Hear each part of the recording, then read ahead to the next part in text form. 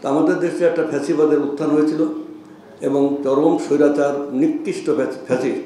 এবং আমি তো মনে করি যে হিটলার, মুসোলিনি, নমরুদ, ফেরাউন, চেঙ্গিস খান, হালাকু খান, টিক্কা খান এবং সব ফ্যাসিস্টকে মানে পরাজিত করে এই রাষ্ট্রযন্ত্রটাকে দখল করেছিল শেখ হাসিনার সরকার।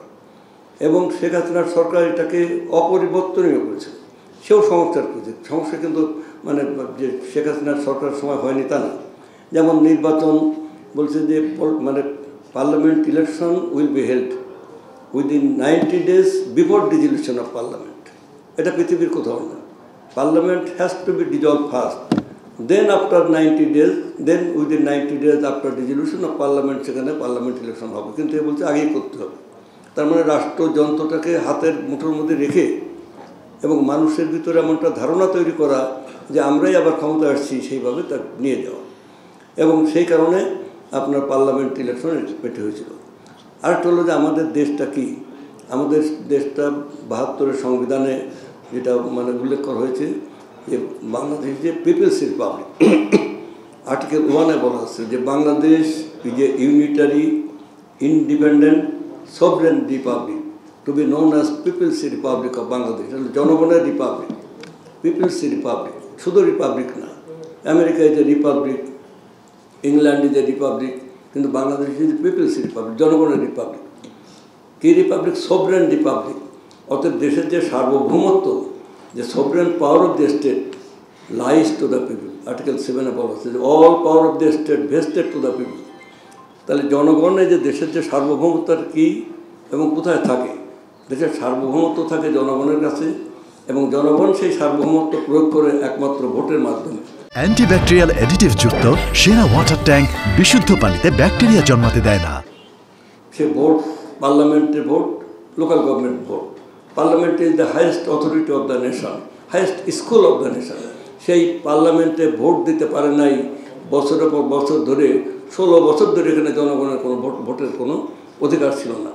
রাতের বেলা অর্ধেক ভোট কেটে নিয়ে দেয়, কোনো ভোটার আসে নাই, 2%, 5% ভোট কাস্ট হয়নি। দেখা দিল যে 50% ভোট কাস্ট হয়েছে বা 40%। অতএব এইভাবে জনগণের যে সার্বভৌম ক্ষমতাটাকে নেগেট করে মানে অস্বীকার করে রাষ্ট্র পরিচালনা চলছে।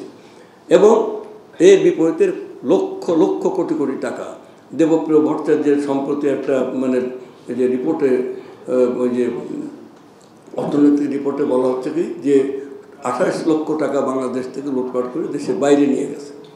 সমস্ত ব্যাংকগুলোকে মানে লুটপাট করে ধ্বংস করে দেওয়া হয়েছে, সব ব্যাংকগুলোকে। জনগণের আমানতের টাকা সম্পূর্ণ লুটপাট করে নেওয়া হচ্ছে। অতএব এটা কেমন পারল কী করে?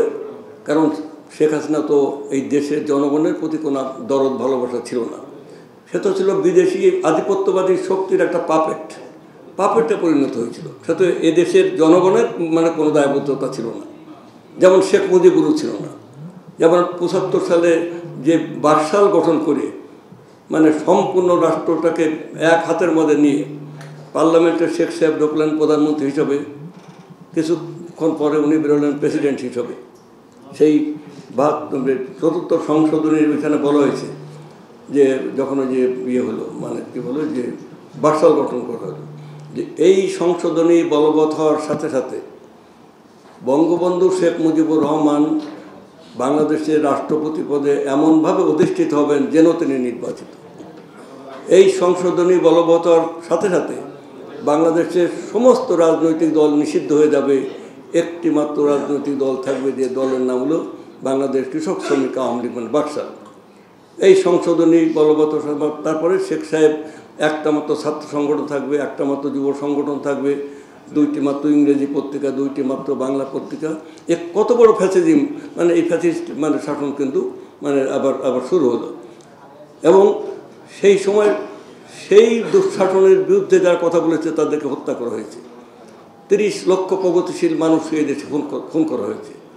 সিরাজ শিকদারের সাথে আমাদের রাজনৈতিক মতপার্থক্য থাকতে পারে, কিন্তু তার দেশপ্রেমের কোনো তুলনা ছিল না।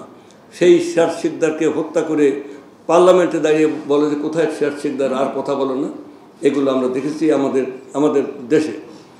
5 তারিখে জুলাই আগস্টের গণঅভ্যুত্থানে আমাদের তরুণ ছাত্ররা ওই যে ঢাকা বিশ্ববিদ্যালয়ের দেয়ালে লেখা যে বুকের মধ্যে উঠছে ঝড়, বুক পেতেছি গুলি কর। অর্থাৎ তরুণ ছেলেমেয়েরা এইভাবে যখন বুক পেতেছে তখনই কিন্তু সমস্ত জনগণ রাস্তায় নেমে এসেছে।